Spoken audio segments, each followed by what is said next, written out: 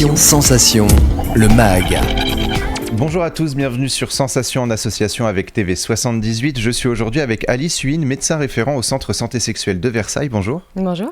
On va parler ensemble du dispositif Café Gynéco des mamans que vous proposez. Avant ça, on va parler du Centre Santé Sexuelle. Plusieurs centres sont présents dans les Yvelines, notamment à Saint-Quentin en Yvelines. Vous êtes pour votre part à celui de Versailles. Quelles sont les missions du Centre de Santé Sexuelle au quotidien ? Alors, le Centre de Santé Sexuelle a plusieurs missions, dans le sens où il y a plusieurs types de professionnels qui y travaillent. Sur le plan médical, on va avoir des médecins ou des sages-femmes qui vont proposer le suivi gynécologique des femmes, qui vont travailler autour de la contraception, autour de l'accompagnement de l'avortement, l'interruption volontaire de grossesse, médicamenteuse. C'est-à-dire que chez nous, on le fait jusqu'à 9 semaines d'aménorrhée. Et puis, toutes les questions d'ordre médical, mais autour de la vie affective, relationnelle et sexuelle. Et d'un autre côté, on travaille avec des conseillères conjugales et familiales. Alors, on ne connaît pas très bien ce métier, mais en fait, elles font un travail énorme et c'est un peu des psychologues vraiment axés vie affective, relationnelle et sexuelle. Donc, ils vont aller accompagner nos consultations. C'est-à-dire qu'elles vont faire le bilan un peu sur la vie affective des femmes et des hommes qui viennent nous voir. Elles vont aussi faire tout un accompagnement des couples, des familles, des personnes sur tout ce qui va toucher à leur vie affective, relationnelle et sexuelle. Et puis, elles ont un rôle d'accompagnement pour faire l'entretien psychosocial de l'interruption volontaire de grossesse, qui est obligatoire chez les mineurs et proposé chez les majeurs.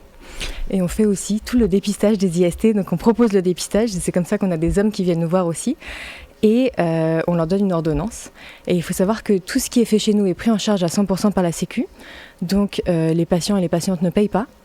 Et ça peut être anonyme pour les mineurs et jusqu'à 20 ans.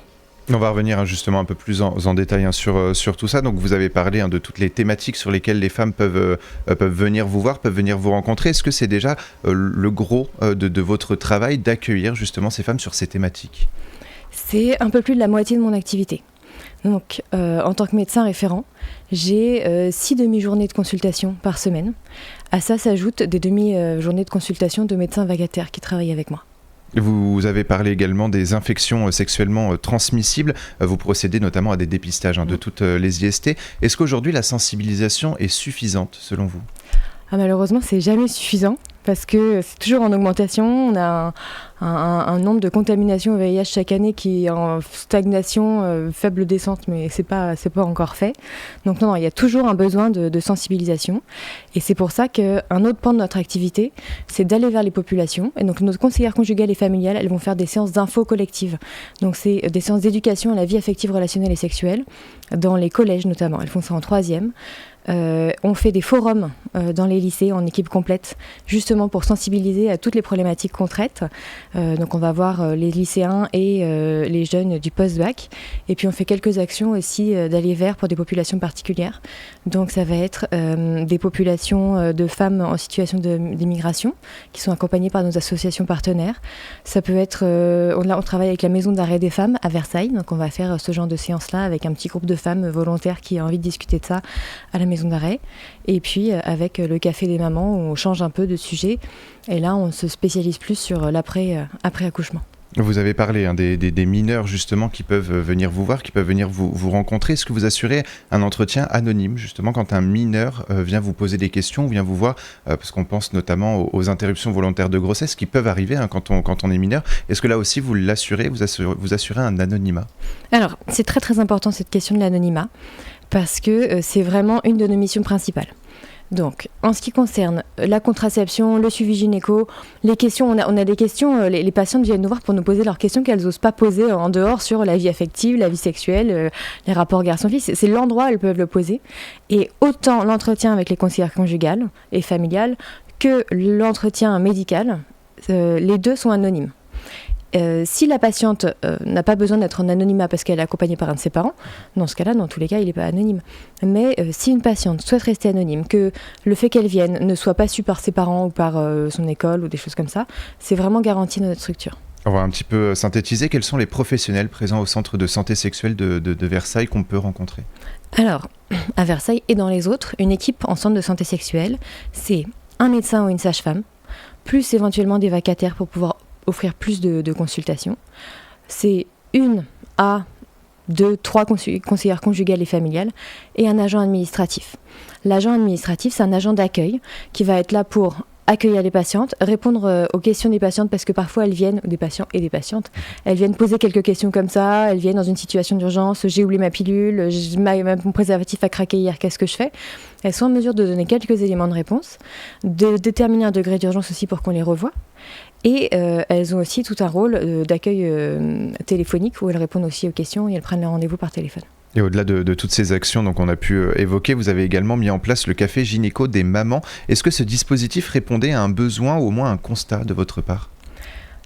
Alors c'est un constat à la fois professionnel et personnel. Professionnel, c'est quand même assez... Voilà, il y a quand même pas mal d'études. Il y a eu l'étude des 1000 premiers jours qui est sortie, qui a été réalisée en 2020. Et on voit que la dépression du postpartum, c'est quand même quelque chose d'assez important. C'est 10 à 30% des femmes selon les études.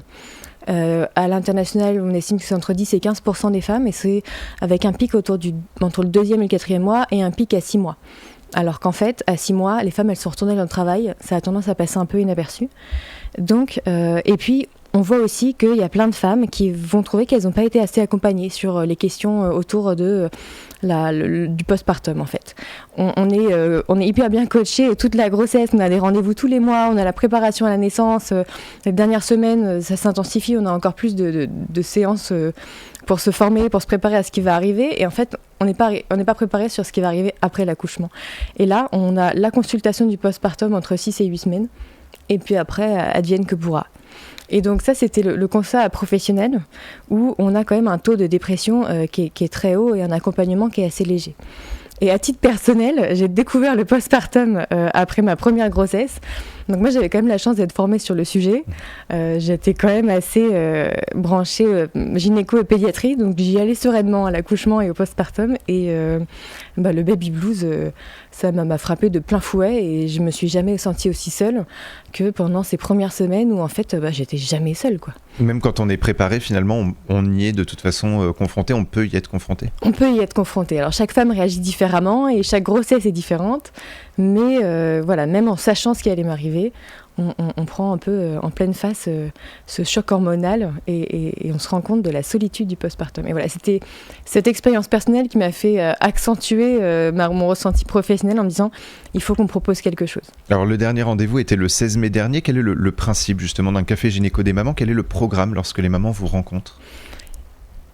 Alors, je vais juste préciser une chose, c'est-à-dire il y a des cafés des parents, ou le jardin des parents, ou des choses comme ça qui sont organisées pour les deux parents, pour découvrir la parentalité et venir discuter de parentalité avec les conseillères conjugales familiales et des personnels, des PMI. Donc le PMI, c'est les centres de protection maternelle et infantile qui encadrent la grossesse et les 6 premières années de l'enfant.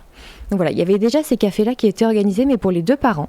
Et nous, au Centre de santé sexuelle de Versailles, on a souhaité organiser ça, mais juste pour les femmes, pour avoir ce côté plus gynécée et plus pour les remettre dans un circuit de suivi gynécologique.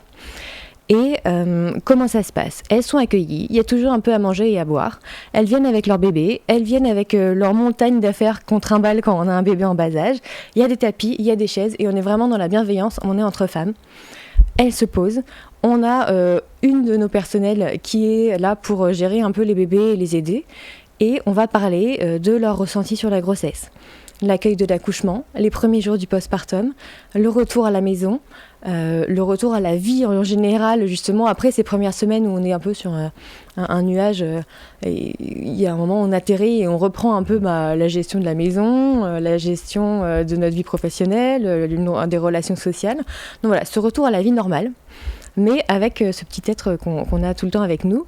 Et puis le retour en fait aussi à l'intimité, donc le retour des rapports, l'envie, les douleurs, les ressentis, et le retour aussi dans le suivi gynéco, et notamment j'insiste beaucoup sur la kiné périnéale, parce qu'on n'en parle pas beaucoup. Dans les populations anglo-saxonnes, ils sont plus formés à ça que nous dès le plus jeune âge, où on sait qu'il y a un entretien, on sait qu'il y a des mouvements pour lesquels on doit faire attention.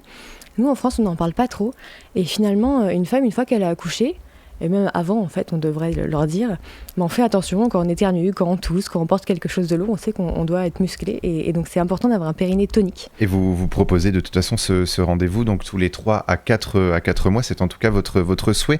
On peut prendre contact avec vous au 01 30 83 61 21. On peut avoir également plus d'informations sur le site yveline.fr. Merci beaucoup Alice Huynh d'avoir été avec nous sur Sensation. Et pour revoir ou réécouter cette émission, rendez-vous sur notre site et notre application Radio Sensation.